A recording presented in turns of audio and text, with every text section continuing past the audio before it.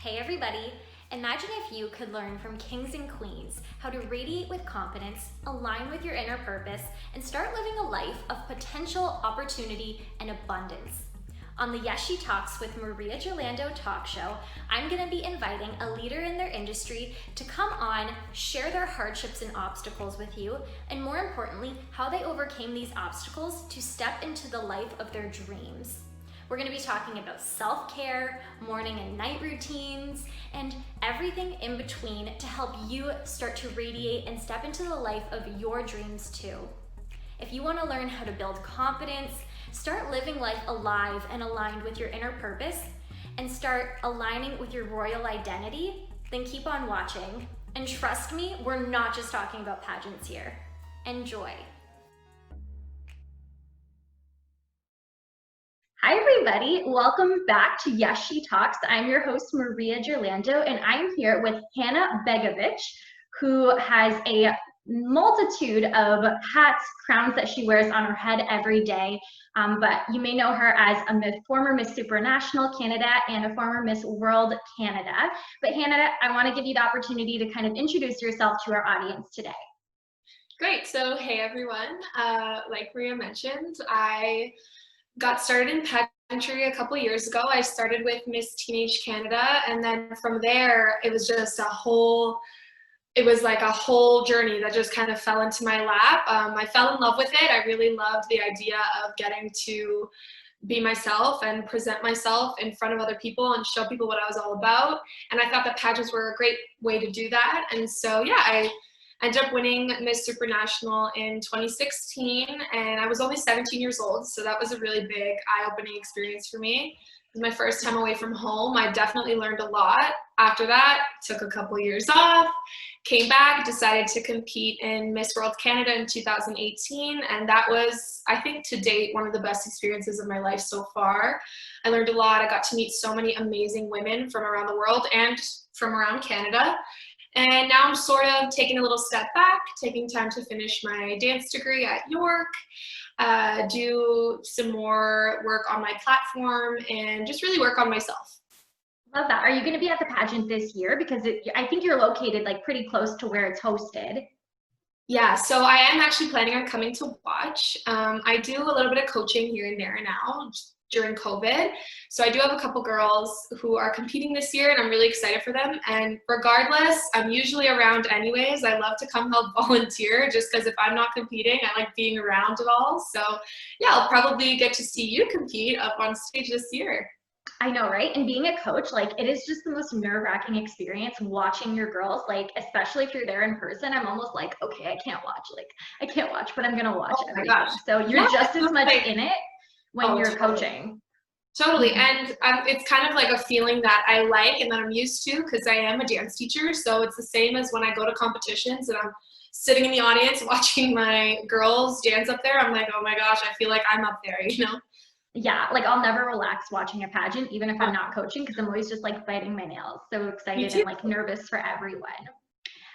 So getting into kind of the topic of discussion, we're here to talk about, confidence building, overcoming obstacles, and overall helping our audience really step into the life of their dreams and what I call our royal identity, not only as pageant contestants, but just as, being blessed enough to be born and live this life. But before we get into all of that, what I've been doing is what I call like the Mad Minute, where I've created a couple of this or that questions, and I kind of tried to base it on like what I know about you to have our audience get to know you a little bit better and just kind of break the ice and ease into the topic of conversation, okay? Oh, fun. Yeah, so you can choose to like elaborate if you want, or you can just kind of like pick an answer, okay?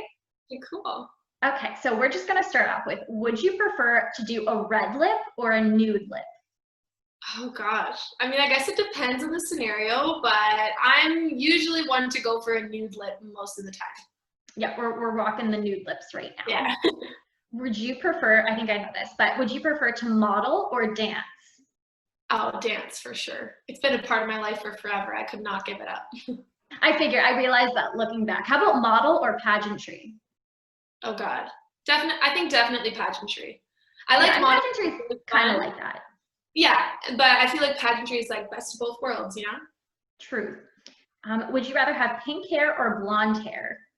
Oh, I don't know. I loved my pink hair phase. But I think sticking true to my roots, even though it's a little bit boring, I just think I'll always be a blonde. Yeah, and you're not boring. Like your personality is pink in itself, so that speaks more than any appearance. Would you prefer to do editorial or high fashion? Oh, I'm a really big fan of editorials. I think it's fun seeing how a photographer can kind of bring an interesting or almost weird kind of aspect to a shoot. Those are my favorite kinds to do. I think it's really exciting to see someone really be artistic. So I love being a part of that. Awesome. Swimwear or a fashion show? Swimwear. Swimwear. I'm a summer girl. I love swimwear. It makes me feel fabulous. Even if, you know, I might not be feeling that way earlier in the day. Something about swimwear section just gets me going. I just love it. I know, and we're gonna be almost like in mid-fall when we compete in swimwear, so it's gonna be like probably super cold outside, but we're gonna be inside like rocking our swimsuits. Yeah, totally. It's gonna be so fun. All right, and the last question, which is kind of like a two-parter, Miss World or Miss Supranational? Oh, I had a feeling you were gonna ask me this. Um, I do have a special place in my heart for Supra because it was kind of like my big intro to pageantry, but I would definitely have to say Miss World. Even though it was super long, I was in China for 5 weeks, so it was like I felt like I was living there at some point, but the women there are just, oh my gosh, it's incredible. And they're so focused on beauty with a purpose. So you're really meeting girls who, like, pageantry is not their whole life. It's a big part of who they are, but it's not what they're there for. They're there for something so much greater. And that is just so inspiring. I mean, I still keep in touch with so many of them.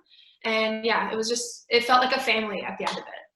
Yeah, and once you all go through that, you have that special and unique experience that bonds you all. So it's kind of like just in your nature to keep in touch with those girls. For sure. And Miss World was also really big. It's one of the, I believe most years it is the pageant with the most contestants, as the most countries entered. So it was like crazy to be around so many people from so many different places.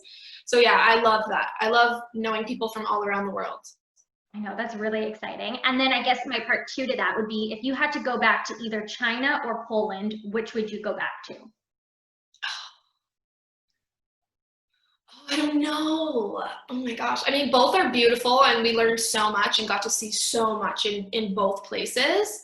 But honestly, I think I'm gonna have to say China. I felt like I saw so much, and we barely just like touched on how much more there is. There's just such rich culture there, and yeah, I just found a lot of it really fascinating, and it's such a diverse country in itself. Like, we were on the Hainan Island, where it's like a tropical beach. It's like China's Hawaii. And then you go into mainland China and it's like beautiful cities, and I'd have to say. Oh, super cool. And I put a lot of thought into this or that, and like going through your Instagram, like, how can our audience get to know you best? So really exciting that we got to like touch on a couple of those experiences and, you know, kind of really set the stage for getting to know you a little bit more.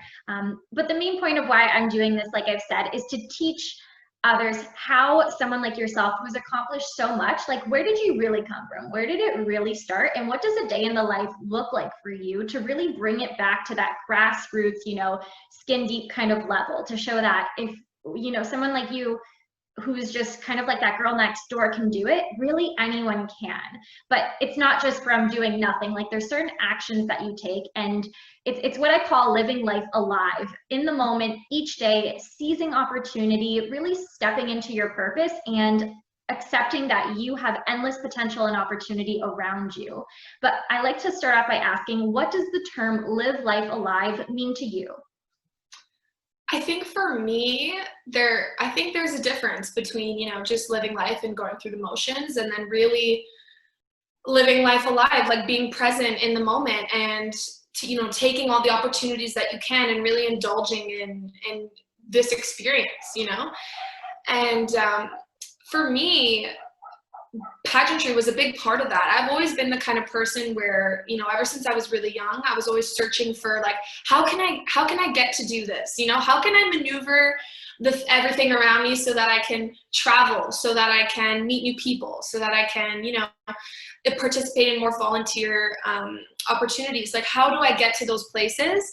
And so it really just started with like, okay, I'm just going to throw myself into something. If it goes bad, whatever, put it in the past, onto the next thing. And if it goes well, I now get to experience this amazing thing that I wouldn't have gotten to experience beforehand. And that's kind of how I've been living my life ever since. It's all about just taking things as they come. And even if something sounds crazy, I'm always the person who's going to be like, screw it, I'll do it. Let's try it.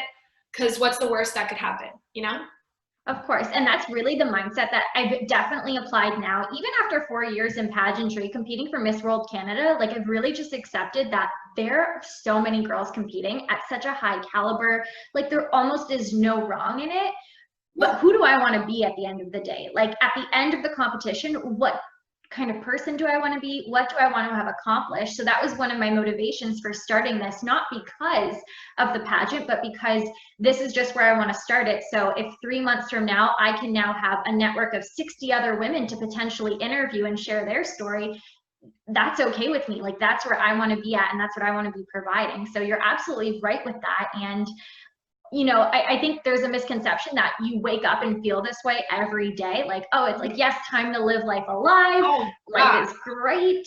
A little bit easier said than done. When was there a time in your life where you weren't living this way? Honestly, probably this past year. I was coming down from, having this crazy Miss World year and then passing off my crown and living in all that excitement. And then I kind of hit this point where I was like, oh my gosh, now I feel just like I'm in a rut. My day-to-day became very, very scheduled, and it was just really constant. And now I found myself really drowning in school. I gotta work, I gotta, catch up with all these things that I've been pushing to the side. And it got to a point where, I was quite unhappy. This time last summer, I was like, oh, I just feel like I'm doing the same thing all the time. And sometimes we get to that place where you just feel like, where am I going? I feel like I've been standing in the same spot for so long. And it really took, guidance from my friends and from my family, and just sort of like a talking to with myself where I was like, hey, it's okay. There's going to be times when you don't have crazy stuff going on. It's not going to happen all the time. Enjoy what's going on right now, because, later when you get busy, you're going to think back and say, wow, I really wish I enjoyed that calm time when I was just doing school, So I think it's just about understanding that although there is exciting times, there's also going to be, down times, stuff that may seem a little bit boring or mundane, but those times are important too. You need that rest, and you need that kind of grounding every once in a while. Yeah, and honestly, one day, I promise I'm going to start some kind of like former title holders support group, because that transition, going like right out of having a title and spotlight opportunity being on you to just stopping and kind of looking like, okay, where do I go next? It's real. It totally is. And even if you are practicing like, mindfulness in your everyday life, it's still like you're always running, and you have to remember, okay, how do I walk? How do I walk every day again? And you have to like relearn who you are without the title.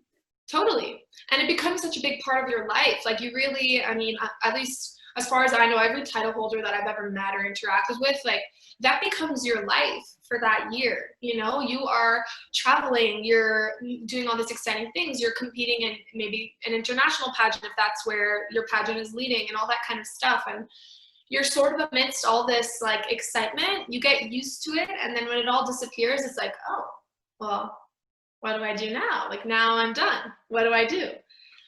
And I think, everybody kind of finds their way out of that. Like some girls start coaching, some girls, continue on and they stay like in the pageant world, whether it's like working behind the scenes or helping out with stuff, or even something as simple as continuing that platform or the Beauty of the Purpose project that you had going. It's something that's going to tie you back to that and really keep that feeling alive. And that's kind of what I had to do. It's an adjustment for sure, but it's kind of one of those things that you need to understand that like, oh, this is an experience that's going to happen. I have to enjoy it while it's here. And then when it's gone, I just have to think about all the things it taught me and, put it to bed. Exactly. And on kind of like your daily life at that time, thinking back a year ago, like what were some of the things that you started to do each day to kind of really switch your mindset of being like, okay, this time is boring, like this time is, I'm just kind of filling the days. What changed? What actions did you start doing to really flipping it from just being like existing each day to really living again and being like, okay, I am Hannah first before everything else. Who do I want to be and what do I want to do? Totally. So for me, I was like, okay, I always feel like I'm someone who really is always working for the next thing. Like, oh, I want to prepare for this next pageant. I want to prepare for going to compete internationally, or oh, I need to get ready for this next big thing. So I was like, okay, my next big thing may not be a pageant or some kind of competition, but what do I want to work towards? It was like, you know what, let me really throw myself into my degree and focus on my future career plans, projects that I've wanted to do for so long and just haven't had the time. Like, let's immerse myself in that. Or even something as simple as like, oh, you know what, like, let's prioritize family and my friends. Let's really indulge in that and just take time to be around the people that I love and stuff like that. It was about finding new things to be excited about and new things to work towards, because even though it might not be as glamorous as a pageant, there's always something that you're in the process of achieving. And so it really was me shifting my focus to like, oh, you know what? Now I'm going to focus on my career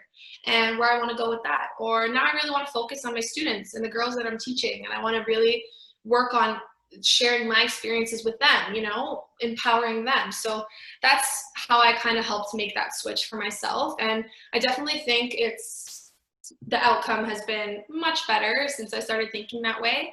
And yeah, that's basically what I did. Yeah, and I think the one thing that really stands out is not only goal setting, but really being a student of life. Because if you think about it, you started pageantry at, like, would you say like 15 years old? Yeah, I had just turned 16 when I competed in my first pageant. Right? So about 4 years, you kind of became an expert in the industry. And it also takes about 4 years to get a degree or, maybe pursue your master's or something like that. So I always like think to myself, where I teach my girls, like, imagine you start today. Today is day one of becoming an expert in something you never thought that you would do. Because I'm sure when you started and you stepped foot on that first stage, you were like, okay, one day I'm going to be at Miss World, or one day I'm going to be coaching girls how to do this. Like, no, that's probably what was not on your mind. So same way, you ended not ended, but you kind of transition out of one thing, and then you said, well, I've got to refocus my energy. And I think like the thirst of learning something, when you're excited about it, like that automatically keeps you busy. That automatically will kind of ignite a little bit of a fire in you to put your energy towards something else, to better you and to learn who you are.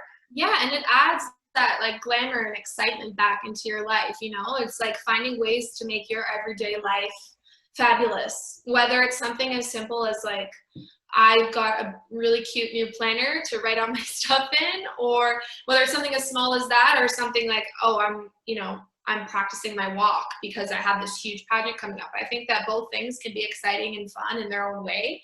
And it's just about, changing your mindset to really think like that. I completely agree. What is something that you would encourage, kind of like, if someone's listening today, like where can they kind of look to become a student of life, or how can they reflect on what's next for them? Like, do you have any journaling prompts or just daily kind of reflections that you would have done?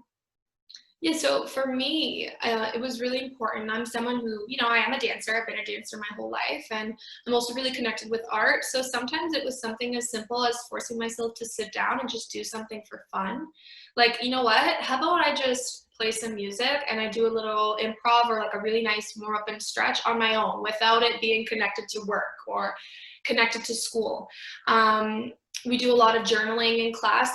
We do a lot of reflection on like the choreography that we're creating and stuff like that. And I really wanted to take that and start integrating that into my everyday life, even if it's something as simple as writing down a quick sentence that's like, today I did this and it felt good, and then you can look back on that and remind yourself like, oh, remember when I did that? Remember when I took time for myself? That felt nice. I'm going to do that again. I love my coloring books. That's like my new thing. Ooh, ever since especially COVID times, I found myself getting really restless all the time and I feel unproductive, like I'm not doing anything. And you know what? Sitting down and coloring in some big, complicated, like beautiful picture in a coloring book, I finish it and I'm like, oh, there you go. Like I did that today. I accomplished something. Like I colored this cute picture. Like, and that was kind of something to like calm that feeling of restlessness for me. And I was like, oh, I'm still accomplishing something, even if I'm inside. And yeah, so I think it's like finding things that are going to like light a little spark in you, stuff that inspires you, makes you feel calm, taking time for yourself, that kind of thing. I love that. And most importantly, like when I think about, what Tony Ann is probably doing right now, the Currentness World from Jamaica, I'm sitting here and I'm journaling or I'm meditating and I'm like, is this what a Miss World would be doing? Like, is this really like what is kind of like the key or the technique? And it is. Like it seems so simple, but it's true. And it will, you kind of have to find out what you like. Like I'm not more of a colorer, but I like drawing. And it really is just as easy as that, as taking the time for yourself and realizing that that's all you need to do to kind of re-energize yourself so that way you can show up and be you, whatever that means. For sure. And it's different for everyone. And I think even just noticing that it's different for everyone is going to help. I have one friend who something to kind of ground her and like, make her feel fresh and excited is she goes and she reorganizes all her clothes drawers. I'm a messy person. I love it too. That's not something I can touch to every now and then. That will get me overwhelmed. That's a full day project for me. So for her, coloring is not her go-to, but just reorganizing things is. So that's what I mean. It's different for everyone, but at the end of the day, it's something that's going to make you feel settled and accomplished. And I think that's the most important thing.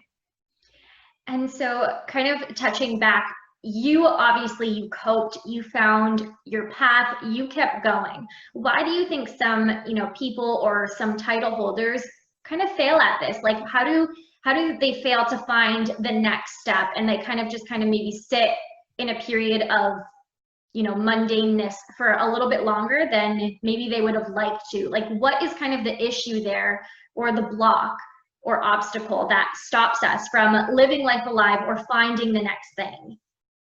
I think for what I noticed in myself when I kind of hit that spot was it's a lot of dwelling in the past. Like, yes, you did this and it was fantastic and amazing and you had a great time, but if you're just constantly sitting there looking back and thinking, oh, like I wish I was doing that again. Like I wish I was there instead of here.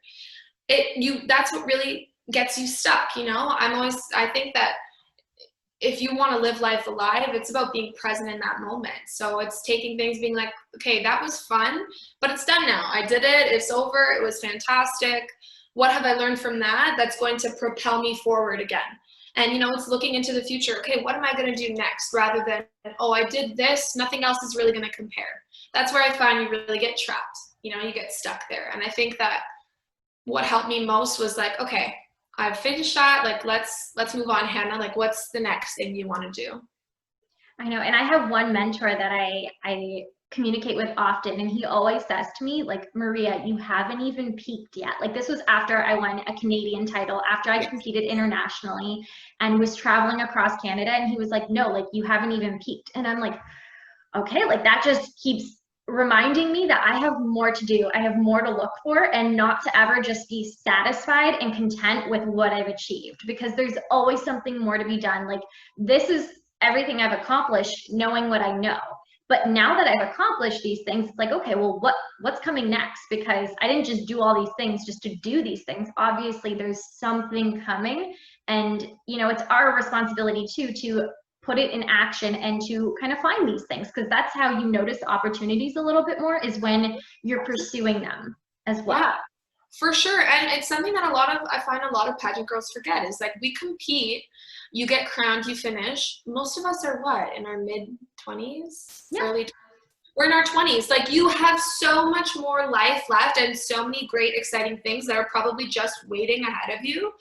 If you get stuck and think, well, that's it, that's the best thing that'll ever happen, and that's the highest I will ever be, and that's it. If you think like that, that's where you get stuck. Like it took me sitting there and thinking, oh my gosh, like Hannah, you're 20.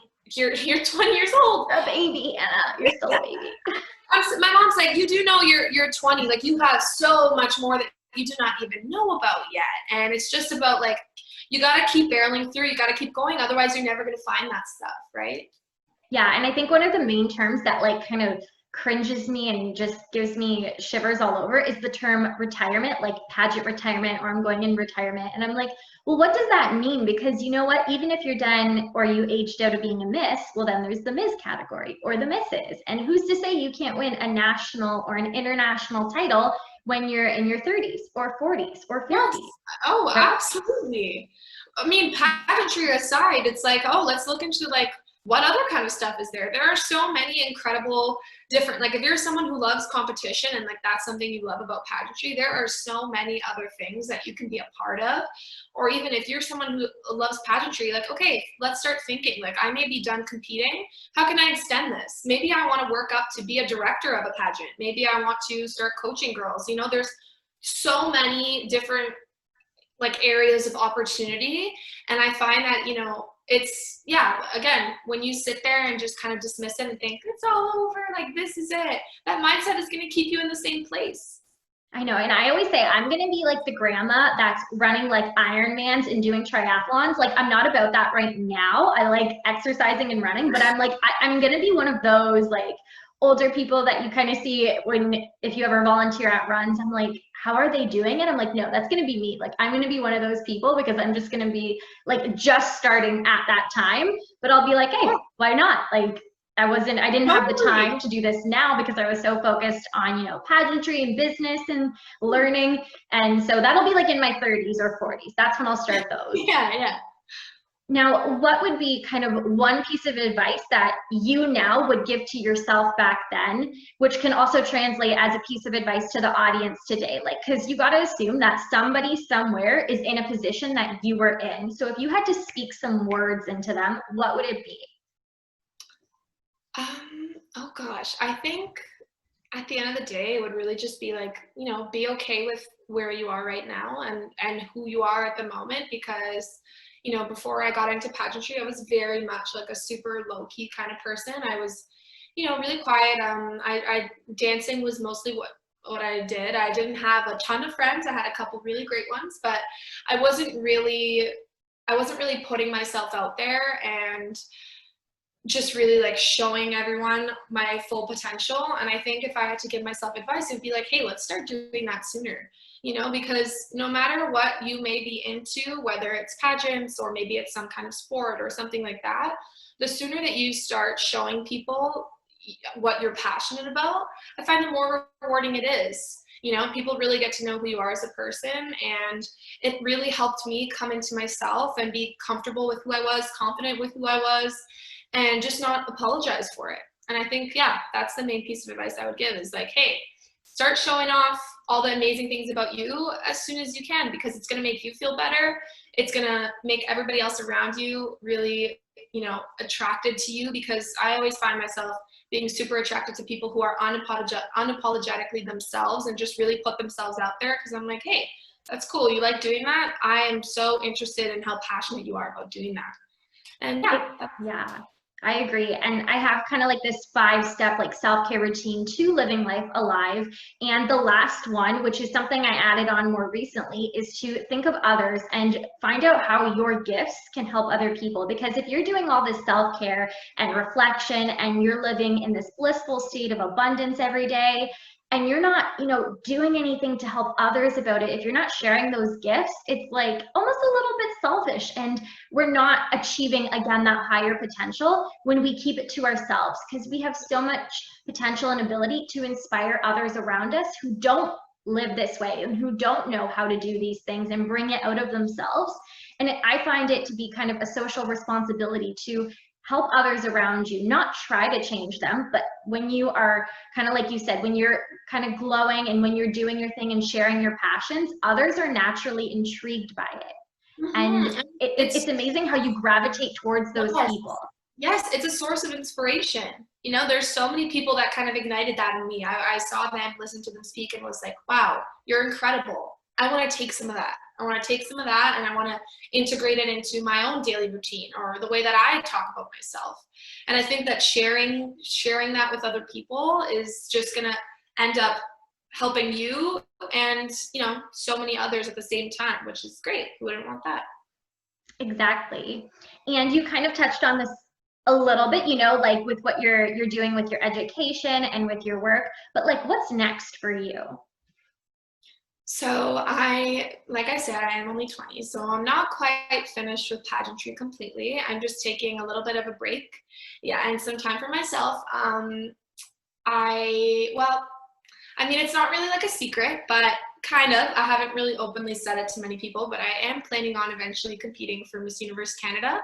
It's definitely a big one. I feel like if you're a pageant lover, it's one that you got to do at least once just for the experience of it. So definitely working on that. And that was kind of one of the motivators for me to continue on with, you know, my current career goals and projects and things like that, because I was like, you know what, if I'm going to be competing in another pageant, I need to be in that mindset where I'm proud of what I'm doing, I'm confident in what I'm doing, and whether I win a pageant or not, I'm still going to be accomplished in my own right. I'm going to feel like it doesn't matter because I already have this, and this going for me. So yeah, that's kind of where I'm headed. Yeah, I'm going to continue teaching for sure. I don't think I'll stop until I'm like a withering old lady with a cane and just yelling out directions, maybe. I don't know. But definitely something I got to keep doing. And yeah, I'm working on making, like, you know, hopefully developing a dance competition of my own. It's a lot of work, but it's really exciting, and I'm excited to see where that leads. No, that's also exciting. And I kind of figured once you're at the Miss World level, it's kind of like the next step, either that's the similar one to it would be Miss Universe. And I want to see Hanna Begovic at Miss Universe. Me too. I'd love to see that. And you've got like 7 years. You've got like 7 years of potential competitions to get there, because I'm pretty sure the age out is 27. I believe so, yeah. Yeah.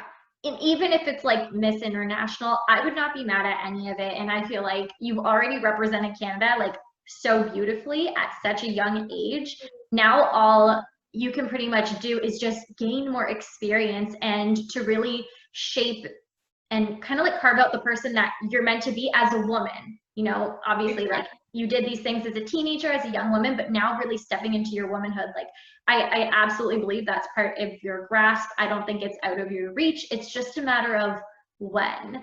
And for others to be able to follow along, to eventually see when that glorious announcement post does come out, where can they find you on social media? So I'm on Instagram at Hanna Begovic. My last name is Begovic. I know it's a little bit long. I'm on there a lot. On Facebook, I'm also there at Hanna Begovic. I use it a little bit less often. I mainly use Instagram. That's my favorite place. And I encourage anybody, if you're watching and you have any questions, maybe about Miss Supernational or Miss World, for sure, hit me up. I always answer all my DMs. And yeah.